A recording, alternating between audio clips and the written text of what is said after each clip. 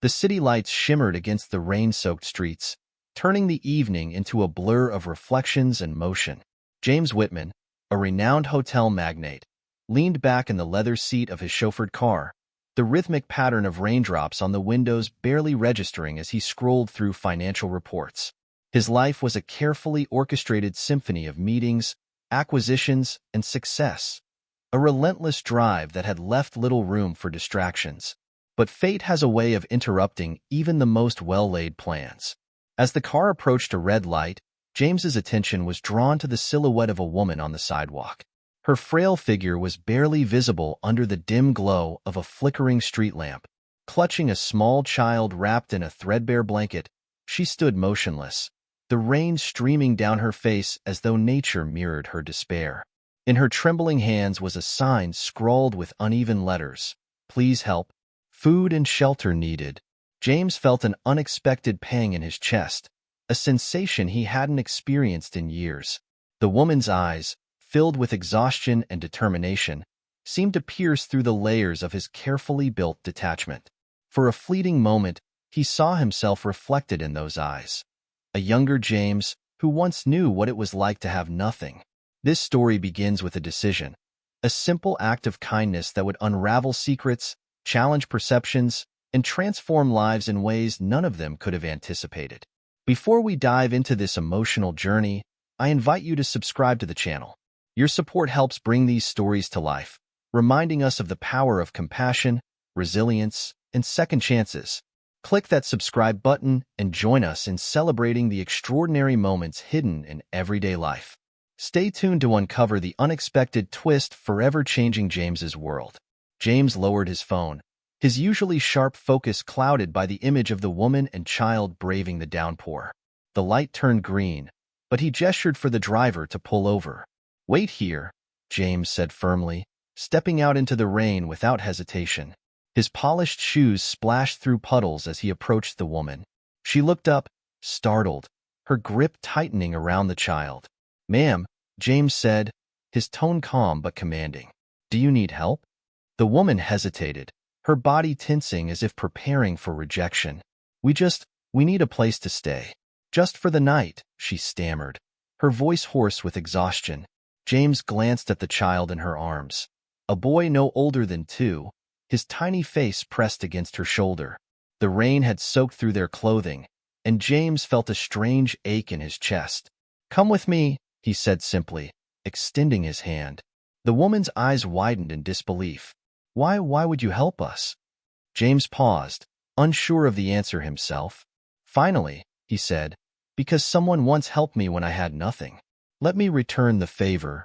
She hesitated for only a moment before nodding. James opened the door for her and the child as they approached the car, ignoring the rain that soaked through his tailored suit.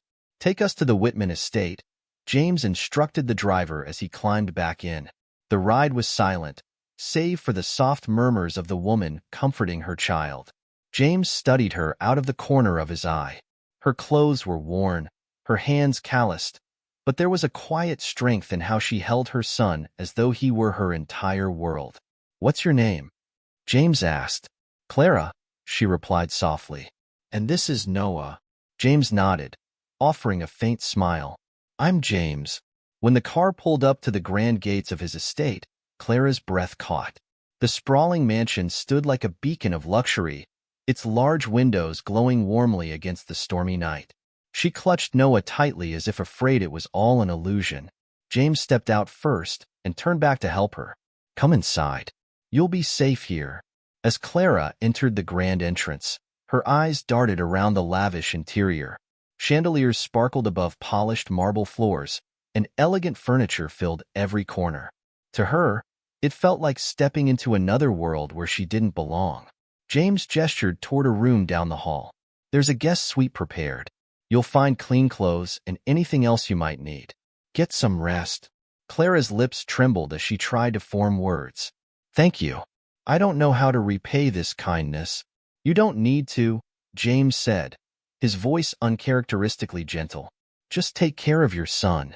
Later that night, James sat in his study, nursing a glass of whiskey as the storm raged outside. He stared into the flames of the fireplace, the flickering light casting shadows on his face. For years, he had buried memories of his past, hiding them behind the fortress of his wealth and success. But tonight, those memories resurfaced with a vengeance. Like Clara, he saw himself as a young boy standing in the pouring rain. His mother, worn down by life's hardships, had struggled to protect him. They had often relied on the kindness of strangers, a meal here, a shelter there. James had vowed that he would one day build a life where he would never have to ask for help again. But as he thought of Clara and Noah, he realized how far he had strayed from the boy he once was. He had become cold and calculating, a man who viewed emotions as a weakness. Tonight, something had shifted. Meanwhile, in the guest suite, Clara sat on the edge of the bed, her fingers brushing against the soft fabric of the blanket. Noah was sound asleep, his tiny body finally at ease. She let out a shaky breath, tears streaming down her face. This moment of peace felt almost unreal after years of hardship. Clara thought of the life she had left behind, a promise-filled life until it all fell apart. She had been a nurse, passionate about helping others, until a medical error caused by her overworked state cost a patient their life. The guilt had been unbearable, and when the lawsuits began, she lost everything: her job, her home, and her dignity. Noah's father abandoned them when things got complicated, leaving Clara to fend for herself. She had fought tirelessly, taking odd jobs, enduring humiliation, and going hungry to ensure Noah never did. She felt the faint glimmer of hope for the first time in years. But as she looked around the luxurious room, doubt crept in. Why would a man like James Whitman help someone like her? What did he want in return? Back in the study, James made a decision. Without understanding their story, he couldn't just send Clara and Noah back into the world deep down. He wanted to know why helping them had stirred something in him, a feeling he thought he had buried long ago. The storm continued to rage outside, but something new took root within the mansion, the beginning of a connection that neither James nor Clara could have anticipated. The following morning, the storm had subsided, leaving behind a crisp, golden glow as sunlight spilled over the estate. James stood in the expansive kitchen, sipping his coffee, his mind already occupied with thoughts of Clara and Noah. The quiet of his home, usually a comfort, now felt oddly heavy, a reminder of the unexpected guests upstairs. His curiosity got the better of him. Abandoning his usual routine, James made his way to the guest suite. He hesitated at the door before giving a light knock. "Come in," Clara's voice came, soft but steady. James stepped inside and found Clara seated on the edge of the bed, holding Noah in her lap. The boy giggled as she tickled his tiny feet, the sound echoing in the room like a burst of sunshine. For a moment, James was caught off guard by the warmth of the scene. "I hope you slept well," he said, his voice formal but not unkind. Clara looked up, her expression guarded. "Yes, thank you. It's been a long time since we've had a roof over our heads." James nodded, unsure how to respond. He pulled a chair closer and sat, his gaze fixed on Clara. "I'd like to know your story, Clara. Not because I doubt you, but because I need to understand how someone as strong as you ended up in this position." Clara hesitated, her hands tightening around Noah protectively. But something in James's tone, a sincerity she hadn't expected, made her open up. She told him everything. Her career as a nurse, the devastating mistake that had upended her life, the legal battles that drained her finances, and the betrayal of Noah's father. As she spoke, James listened intently, his expression softening. He realized how much strength Clara had taken to survive and keep going for Noah's sake. Her story resonated with him more deeply than anticipated, stirring memories of his struggles. When she finished, Clara looked down, her voice trembling. "I don't want pity, Mr. Whitman. I just want a chance to rebuild. For Noah, if not for myself." James leaned forward, his voice firm. "You don't need to ask for pity. What you've done, what you've endured, it's remarkable. And you deserve more than just a chance. You deserve a fresh start." Clara's eyes widened, a flicker of hope breaking through her cautious demeanor. For the first time in years, she felt indeed seen. Over the next few days, James made subtle changes to his routine. He spent more time at home, observing Clara and Noah as they settled into the estate. Clara was cautious but polite, keeping her distance while ensuring Noah didn't disturb James's world. Despite her efforts, Noah had a way of breaking through James's stoic exterior. One evening, James was in the living room watching the toddler chase a toy car across the floor. Noah's laughter was infectious, and before long, James was on the floor with him, helping him build a tower of blocks. Clara watched from the doorway, a small smile playing on her lips. It was a side of James she hadn't expected, a man capable of warmth and connection despite his stern demeanor. As the days turned into weeks, Clara began to trust James more. She volunteered to help around the house, tidying the kitchen and preparing meals. James, unused to the domesticity, found himself enjoying the simple moments. The aroma of Clara's cooking, the sight of Noah toddling around the house, the sound of laughter filling spaces that had once felt empty. But only some things were easy. Clara still carried the weight of her past, and James struggled with his demons, his fear of vulnerability and his discomfort with emotions. They were two people from very different worlds, each grappling with scars that had yet to heal. One evening, as they sat in the garden watching Noah play, James broke the silence. "You've changed this house, you know. It used to feel lifeless. Now, it feels like a home." Clara looked at him, surprised by the admission. "And you've given us something I didn't think we'd ever have again: safety. For that, I'll always be grateful." Their eyes met, a silent understanding passing between them. For the first time, James allowed himself to hope that I could be part of something more meaningful than his business empire. James grappled with emotions he hadn't felt in years as the days passed. The presence of Clara and Noah had awakened a part of him he thought he'd buried, a yearning for connection and purpose beyond the confines of his work. Yet, with these feelings came doubt. Was he doing enough? Could he ever truly help them rebuild their lives? One evening, James returned home later than usual. Meetings and negotiations had consumed his day, but Noah's laughter greeted him as he entered the mansion. Following the noise, he found Clara and Noah in the living room. Clara was kneeling on the floor, building a fort out of cushions, while Noah clapped his hands in excitement. James lingered in the doorway, a smile tugging at his lips. "Quite the architect, isn't he?" Clara turned, her face lighting up with a smile. "He's got big dreams," she replied. "He said he's building a castle." James chuckled and stepped closer, lowering himself to the floor to join them. For the next hour, he let go of the pressures of his day, immersing himself in Noah's world. As they played, Clara found herself watching James with a new appreciation.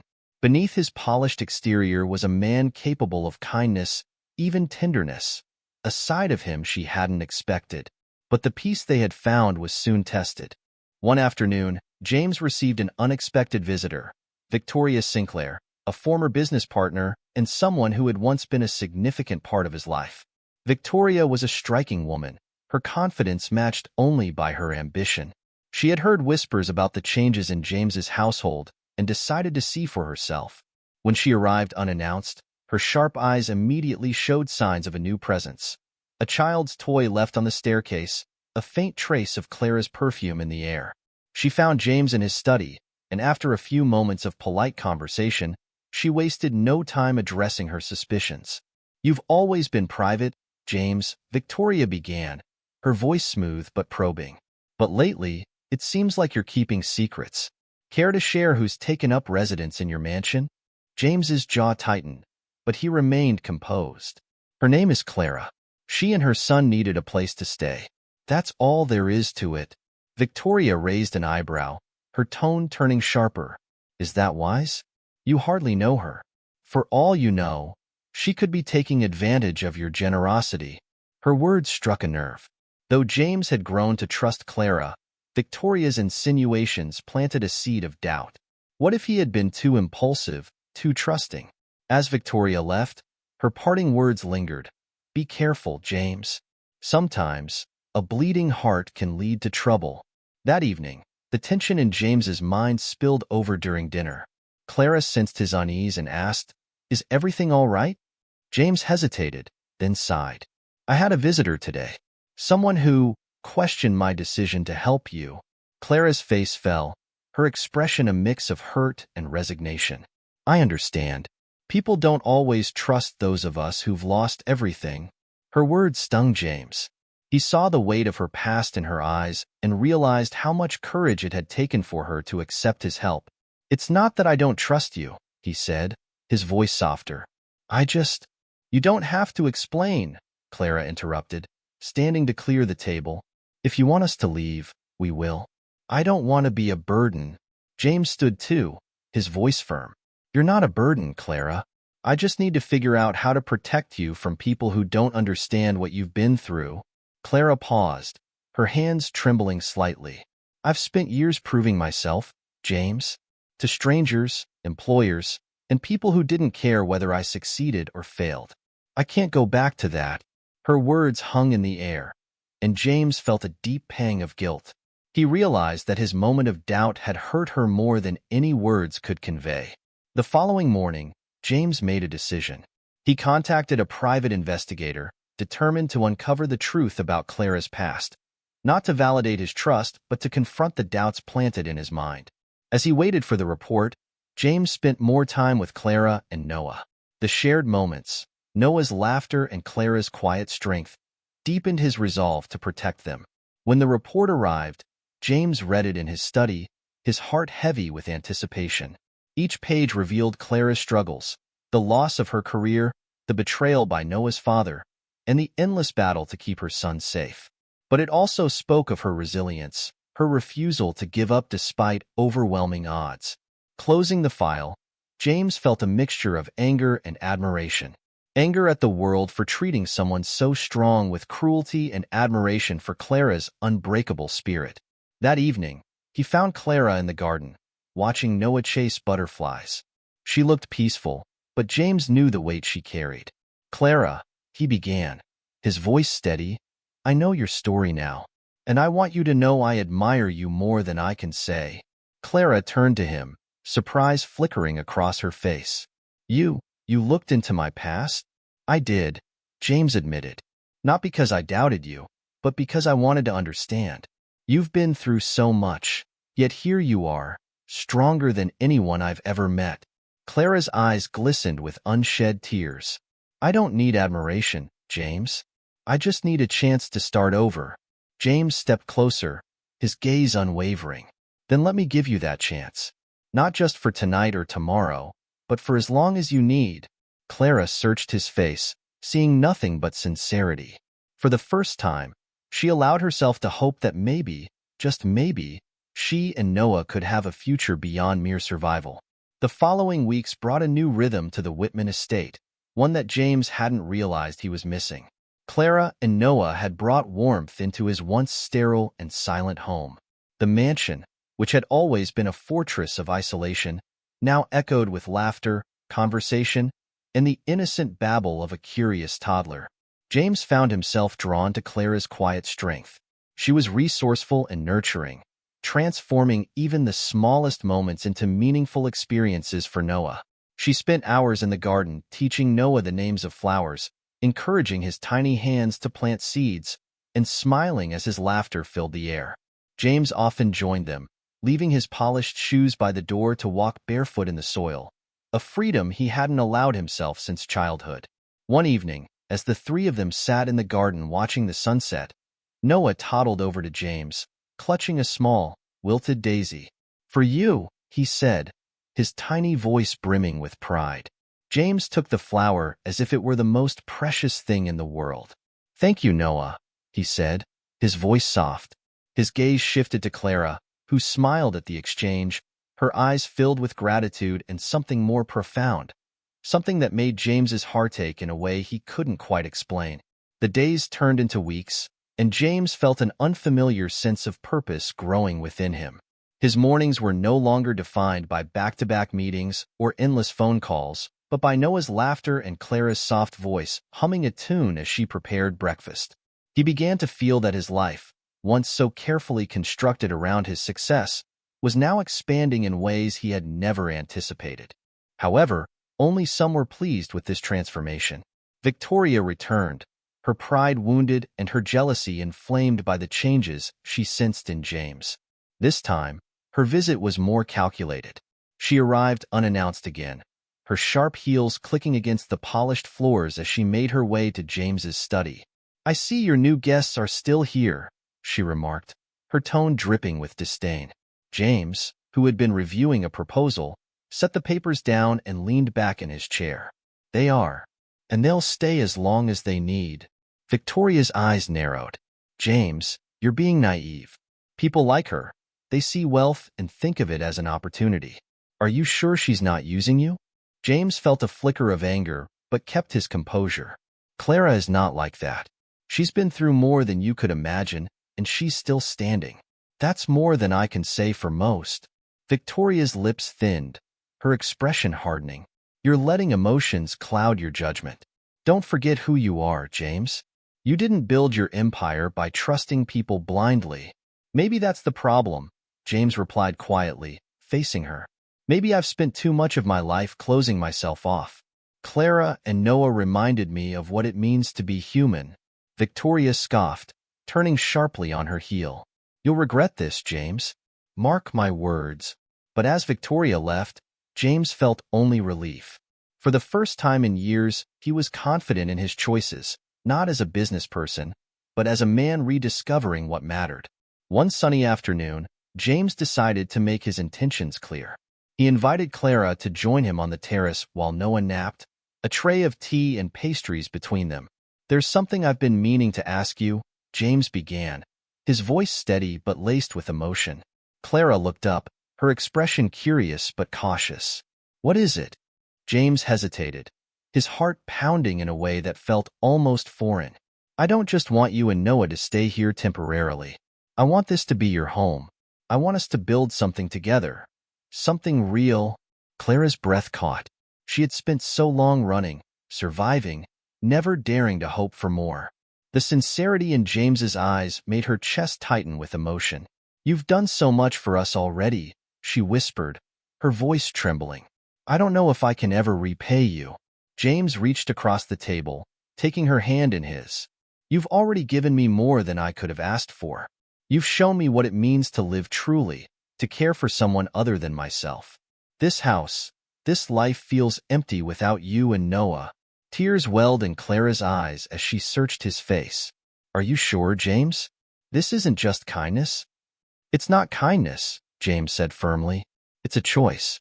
A choice to build a family, to let go of the emptiness I've been carrying for years. I want to be here for you, for Noah, for all of us." Clara smiled through her tears, a sense of peace washing over her. For the first time in years, she felt safe, not just physically but emotionally. That evening, they shared the news with Noah, who excitedly clapped his hands. "Is this our castle now?" he asked, his eyes wide with wonder. James laughed, lifting the boy into his arms. "Yes, Noah, this is our castle." Over the next few months, James and Clara worked together to create a home filled with warmth and love. James encouraged Clara to pursue her dreams, helping her enroll in a nursing program so she could rebuild her career. He took on the role of a father figure for Noah, teaching him how to ride a bike, reading bedtime stories, and cherishing every moment of their growing bond. While playing in the garden one day, Noah asked James, "Can I call you Dad?" James felt his heart swell. Kneeling to meet Noah's gaze, he smiled. "I'd be honored." Clara watched from the porch, her heart full. She had spent years believing she and Noah would always be alone. But now, she saw a future she had never imagined. Victoria's shadow lingered briefly, but she eventually faded from their lives, her schemes unable to shake the foundation James and Clara had built. Together, they created a life where love, trust, and hope flourished. The past was a distant memory, and the future held endless possibilities. Ultimately, James realized that true wealth wasn't measured in assets or achievements, but in the people who filled your life with meaning. And as he watched Clara and Noah laughing under the golden afternoon sun, he knew he had finally found his treasure.